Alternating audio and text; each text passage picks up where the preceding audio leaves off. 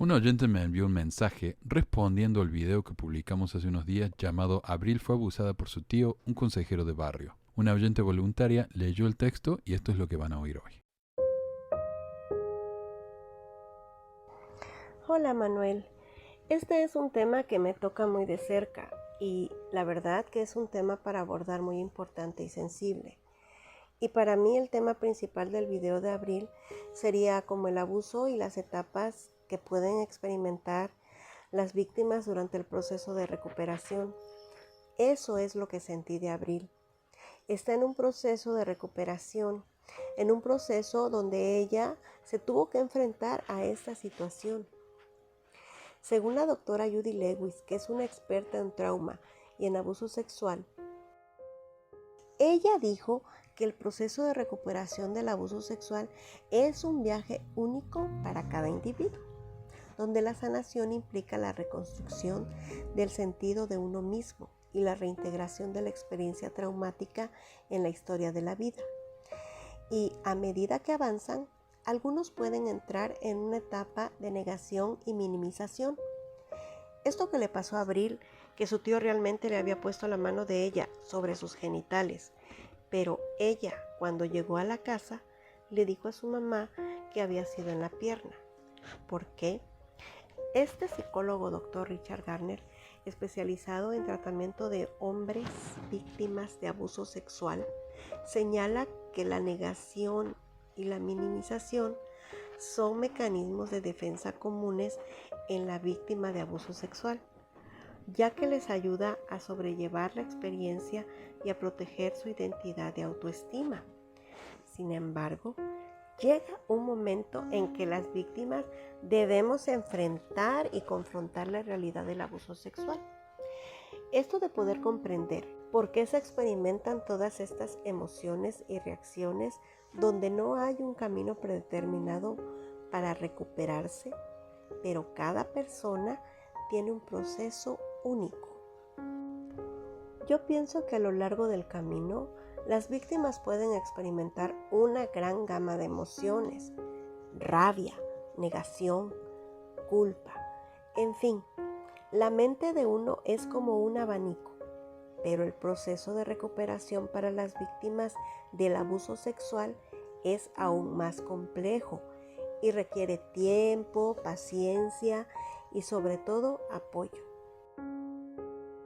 No sé por qué tenemos esa tendencia como miembros de la iglesia a pensar que como el obispo es el encargado de la iglesia y es el llamado por Dios y tiene el manto de la autoridad, pensamos que esa simple persona va a ayudarnos, va a darnos ese apoyo que nosotros estamos necesitando. Porque hay que decir que nunca vamos a pedir ayuda a la persona más cercana, porque la culpa es una de las emociones que más nos invade y nunca vamos a ir a nuestra madre o a nuestro padre. Y en realidad es que siempre vamos a ir con una persona X, diferente, que está como del otro lado de la vereda, que capaz que pueda tener más amplitud de lo que nos sucede. Y lamentablemente, ir con el obispo es la peor decisión que se puede hacer como una víctima de abuso sexual, porque el hombre no tiene herramientas, no puede comprender la situación, en fin, muchas carencias que puede tener un obispo. Pero parafraseando un poco a esa doctora que a mí me interesó mucho y me pareció muy interesante poderla estudiar después de todo mi trauma, la doctora Judith Herman dice que cada individuo tiene su propio viaje de sanación y como sociedad debemos de brindarle el apoyo necesario para reconstruir el sentido de sí mismos y de reintegrar la experiencia traumática en la historia de la vida. Recordemos que el abuso sexual no es culpa de la víctima, es un proceso de recuperación que requiere mucha compasión, respeto y sobre todo una red de apoyo sólida. Pienso porque en mi propia experiencia esas 3 cosas fueron importantísimas.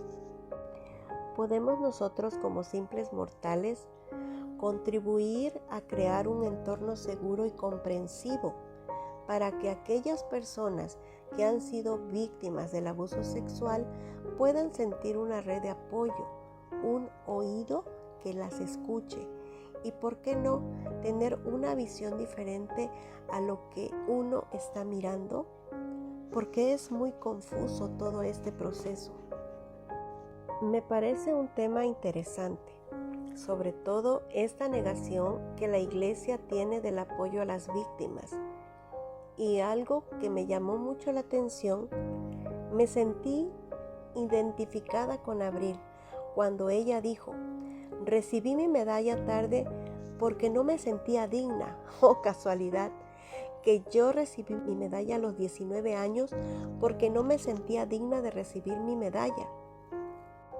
Pero no me sentía digna por el asunto del abuso sexual. Yo me sentía culpable, me sentía sucia y me sentía que no era digna ante Dios. Y es algo terrible para un miembro de la iglesia activo sentirse así, porque no es culpa de uno.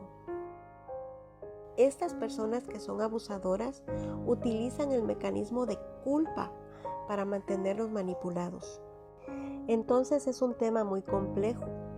Esperemos que como sociedad podamos cambiar, podamos aprender, podamos empezar a instruirnos más acerca de estos casos, para que cuando nos enfrentemos a personas que necesitan de esta red de apoyo, estemos preparados para saber qué hacer. No todos vamos a ser psicólogos, pero realmente me llama mucho la atención cómo se cumple con un esquema. Es impresionante.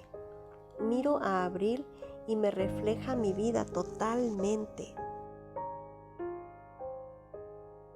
Me encantó el video. Me encanta que trates estos temas porque son temas importantes. Y me encanta que Abril, a pesar de que es una miembro activa, pueda encontrar un apoyo expresando, dando a todo su dolor.